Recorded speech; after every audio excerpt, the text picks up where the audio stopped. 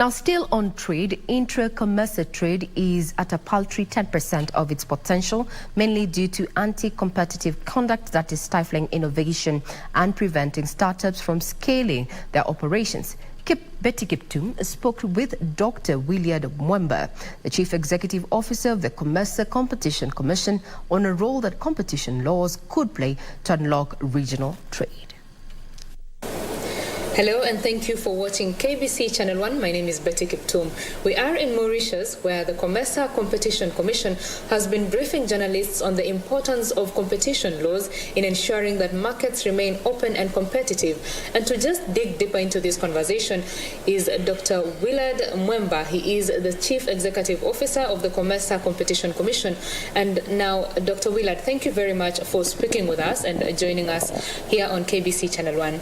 We could start with an overview of why competition laws are very important in the markets.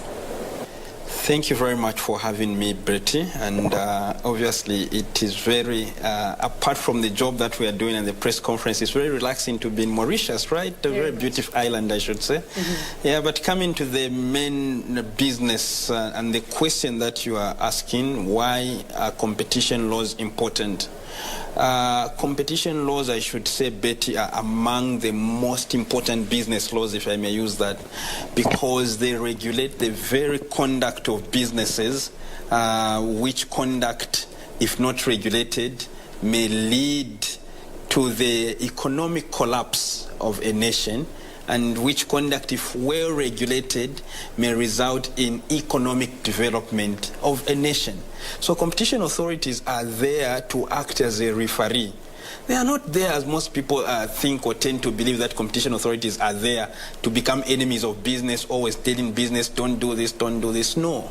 They are actually there to become a referee, and their mandate is to be fair to whoever is in the market and whoever has the potential to enter into the market.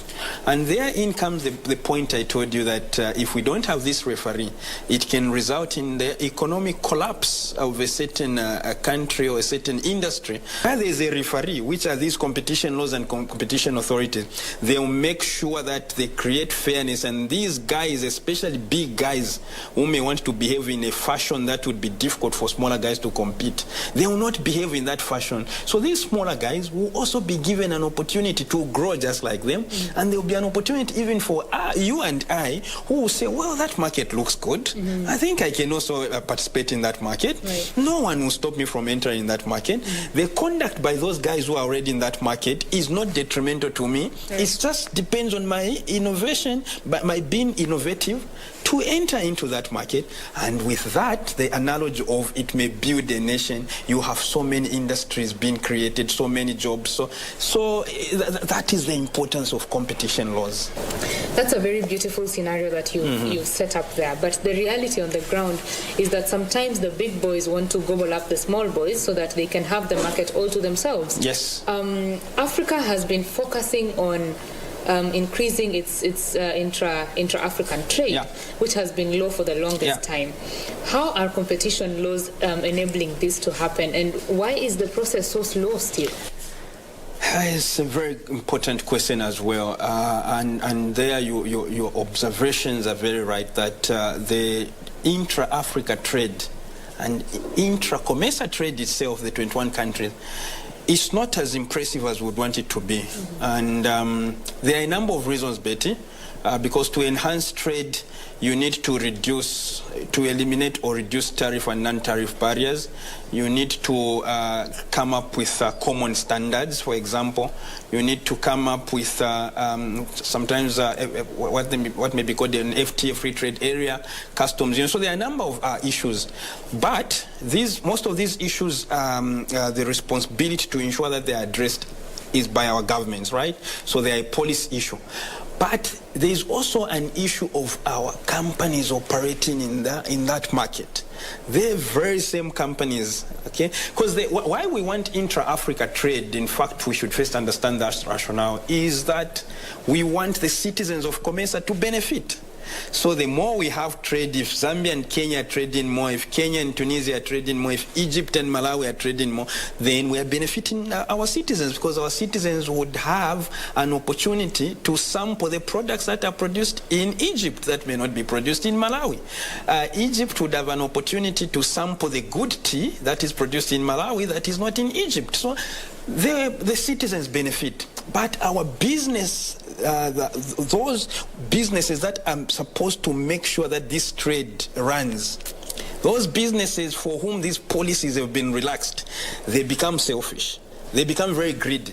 So it is only me from Malawi, me alone, that should have an access to the Egyptian market.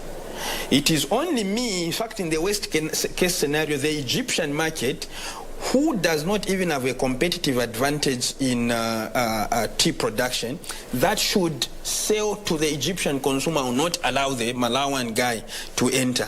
And because of that, it begins to frustrate, it begins to constrict, it begins to shrink trade amongst ourselves. So businesses engage in conduct, even when governments have said these are the policies that will have to ensure free trade. We've removed tariffs, or we've reduced this. We've done A, B, C, D. Businesses come and take advantage of that and say all these benefits should just come to me. And as a result, trade is still frustrating. That's why you find that even with these good policies, at least, of course, in addition to so many other factors, but for today we're talking about competition, even with these good policies on paper and sometimes even in fact, business conduct itself frustrates the movement of goods from one country to another to the benefit of selfish businesses. And that's not what we want, and that's why competition laws become very critical, especially at regional level, where it will be very easy to apply this competition law with overarching jurisdiction in all the member states, because the Kenyan Competition Act will have serious challenges to address the behavior of this Egyptian company that is frustrating Kenyan companies from entering into Egypt. That is frustrating Kenyan companies from taking advantage and taking advantage, using that opportunity created by governments by eliminating barriers to trade. That company that wants to seize that opportunity would be frustrated by that Egyptian company, who would make it very difficult for the Kenyan company to establish themselves there. That Egyptian company would, it's highly unlikely that will be subject to Kenyan law. So that's where regional laws also become important, because this regional law, which has been agreed upon by the member states, would have jurisdiction in all these countries, and it will be able to go to that Egyptian company and say, you can't do this. This Kenyan company, as long as it has the requirements met, it has the technical know-how, it should be able to enter the market. Right. Yeah. And of course, beyond the business not entering the new market, there are other repercussions to it. Yes. There are impacts to consumers. Yes. There are also impacts to governments. Could you take us through that? The impact, in fact, when you say impact to governments, Betty, you're just hitting the nail on the head. And I want to take my time here. Usually, these businesses, what they do is they would go to senior government officials, and they'll tell the senior government officials that, look, the behavior of this competition authority is detrimental to your agenda of growing the economy. So they will use that narrative, and the government will say, what do you mean? Yes, because of all these regulations and all this enforcement, they are frustrating us to operate in the market. And if the government is not aware, sometimes rightly so, we are not, there is no monopoly of knowledge. So we don't know, it's not every time that we know everything. And usually senior government officials, it's at high police level, so they may not understand the nitty-gritties down there. So sometimes there may be a temptation to listen to these business guys, and you start picking calls and phoning the competition authority. What is this that I've heard? That becomes detrimental, because in the short run, Betty, that company that is complaining because it doesn't want competition, in the short run, it will appear to be doing very well. And the government may be happy, and they'll be saying, these are things we are talking about. You see, the competition authority is frustrating business in the first place. But in the long run, then the true picture will come. Because in the long run, that company, all the proceeds and the profits it's making are not for the consumer. they are for its own benefit. It will never think about the consumer, never. And especially that it knows that there are no other players. It has managed to enclose and ring fence itself. No other company, when we're talking even at national level, let me talk about national level, not regional level here. No other company would enter that industry even within Kenya. It is alone. So all the profits that it makes will just put for itself. It doesn't care about the consumer. It doesn't care about having a good price for the consumer in order to improve their welfare. It's only about itself. Then the next thing is, as a result of that ring fencing, those companies won't enter. If they won't enter, it's the government responsibility to create jobs. And that's why I'm saying in the long run, the government would not see what the picture would be. Because in the long run, if you only have this one company that you've protected, you only have 200 jobs time on and on time infinity. But the more companies come in to compete and operate in this market, they also create opportunities for other people to get into jobs. They create opportunities for other related businesses, right? So if you're a beer producer, you create an opportunity for those who grow corn, those who grow barley, those who grow sorghum. So it is a chain that you create, and you create jobs like that. You create taxes for government like that. And in the long run, the government benefits because it has a thriving industry. So in the short run, they may not see that. And that's why it is very important, Betty, very, very important that government understand these things, and that competition laws were actually created or passed indeed to support government policy. So for the consumer, if you only have one, if you only have one company, or a few companies, they are so much in a comfort zone that they will not care about after-sales service. They will not care about the price to which they are selling the products to you. They will not care about the quality to which of the products they are selling to you, because they know you have no option. But where they know that there are so many other companies doing this, you will see the aggressive competition between themselves, which ultimately benefits you, the consumer. So for example, others will engage in after-sales service. They will tell you, oh, if you bought my car, for example, my brand new car from Toyota, the first 1 year to be free service, because they know that BMW or Isuzu or what also have good cars, they also have good services. But how do I attract those consumers of Isuzu to Toyota? I'll give them an after-sales service. So the first 1 year, you come for service free of charge. You give a number of these services that benefit the consumer, which will never be there, Betty, if that company was operating alone, because they'll have no one to compete with, and they simply don't care. So as we come to a close of this conversation, what is your hope for the markets of Africa, and specifically the COMESA region? And while at it, I speak towards consumer awareness. Look at the United States of America. I think it's one of the good examples where commerce and businesses have done so well. That's why you have most of these giants from there. Whether you talk about Apple, you talk about Google, you talk about Microsoft, you talk about all these Facebook, all these giants have come from there. You know how they came to be a Betty? This is why competition law, of course, it was born in Canada in 1889. Americans followed in 1890, but that's why largely competition law started from there, because they had these monopolies there as well. They had these companies that were excessively pricing and exploiting consumers, companies like Standard Oil.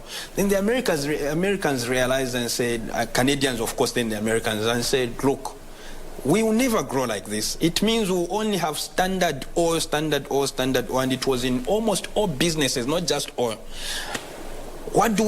We need to regulate the behavior of Standard Oil and make the environment fair for everyone to compete. And that is how business started booming in America. And you see where they are today. That was in 1890, but you see where they are today. So Microsoft, Google, Facebook, and all those Betty, they were not born by accident. They were deliberate policies and consistency in the application of those policies. That's what I want to see in Africa. I want to see consistency in the application of these policies that create a fair playing field for all companies. I want companies and a market where entry should be based on my thinking and not on what another person is going to dictate to me. And by another person, I mean another business person.